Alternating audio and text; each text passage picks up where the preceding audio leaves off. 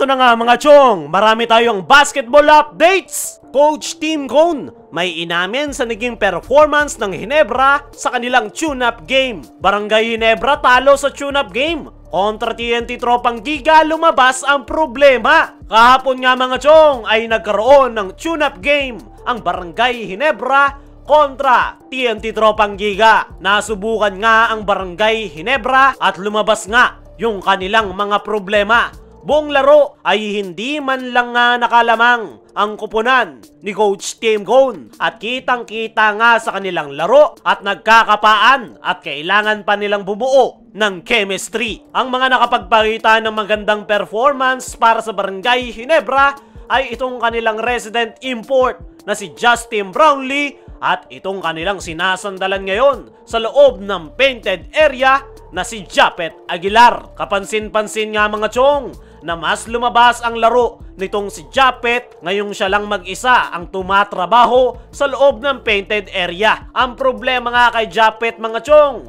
ay mabilis itong napapagod at madaling naitutulak. Pero ang kagandahan dito kay Japet Aguilar, bukod sa mas lumabas ang kanyang laro, ay mas ganado nga ito pagdating sa depensa. Nagkaroon nga ngayon ng lisensya itong si Japet na mas gumalaw sa loob ng painted area. Pagdating naman dito kay Justin Brownlee ay nandoon niya yung kalawang sa kanyang laro na kinakailangan niya pang ipagpag. Pero at the same time, nakagawa pa rin ng paraan itong si Justin Brownlee para makatulong sa kanyang koponan. As usual, babad naman itong rookie ni Coach Tim Cone na si RJ Abarrientos at base sa tune-up game na yan kontra TNT Tropang Giga ay mukhang si RJ Abarrientos na yung nagtitimon ng kanilang opensa. Expected ko na nga yan mga chong na ito nang si RJ Abarrientos ang magiging facilitator ni Coach Tim Cone. Maganda naman yung ipinakita nitong si RJ Abarrientos at mukhang nakuha na nga niya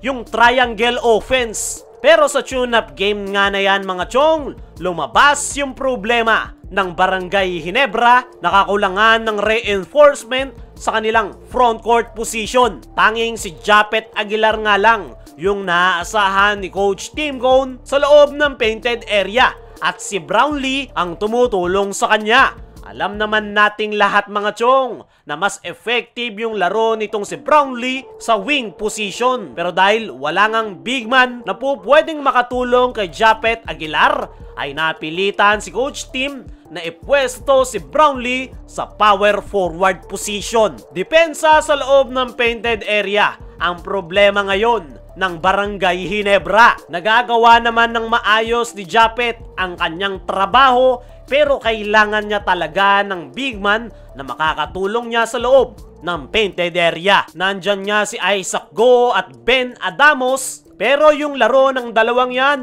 ay more on outside shooting at liability nga sila pagdating sa depensa. Sa tune-up game nga na yan ng Barangay Ginebra kontra TNT Tropang Giga ay bigo nga sila na makuha ang panalo at hindi man lang nga sila nakalamang. Pero isang tune-up game pa nga lang yan mga chong. Diyan pa lang sinusubukan ni Coach Tim ang kanyang koponan kung uubra yung kanyang mga bagong combination at the same time, diyan rin nila tinitingnan kung ano yung mga possible na magiging problema nila once na magsimula na ang Governor's Cup. Yan nga yung essence ng tune-up game para malaman kung ano yung mga dapat ayusin sa kanilang koponan. At ngayon na nakita na ni Coach Tim yung mga problema ay panigurado gagawan niya yan ng paraan. Meron pa nga silang sapat na panahon bago ang kanilang magiging debut game. Kaya panigurado magagawan niya ng paraan ng Ginebra coaching staff, lalong-lalo na nitong si Coach Tim Cone. At speaking of Coach Tim Cone, ay natanong nga ito patungkol sa naging performance ng kanyang koponan. Ayon mismo kay Coach Tim Cone, ay obviously ay hindi nga raw siya naging masaya sa ipinakitang performance ng kanyang mga players. Pero naiintindihan naman nito ang kanilang sitwasyon sa ngayon dahil marami pa nga daw silang kinakailangang ayusin gaya ng pagbuo ng kanilang solid team chemistry at at may ilang mga players pangaraw sila na hindi pa masyadong kabisado yung triangle offense. Very aware nga rin itong si Coach Tim Cone sa kanilang kakulangan sa front court position. Pero tiwala nga raw itong si Coach Tim Cone sa kanyang kasalukuyang lineup. Ang positive nga raw na nakita ni Coach Tim Cone ay mas nailabas nga raw ni Japeth Aguilar yung kanyang laro sa loob ng painted area. Matagal-tagal niya nga raw hindi nakita na maganda yung pinapakita ni Japeth Aguilar. Ngayon ay mas nagkaroon nga raw ito ng more spacing sa loob ng painted area at yan daw talaga yung kanilang plano. Si Japeth ang may iwan sa loob ng painted area at lahat ng apat na players ay titira sa perimeter to 3-point area. Para sa akin mga chong, ay maganda yung pinaplano na yan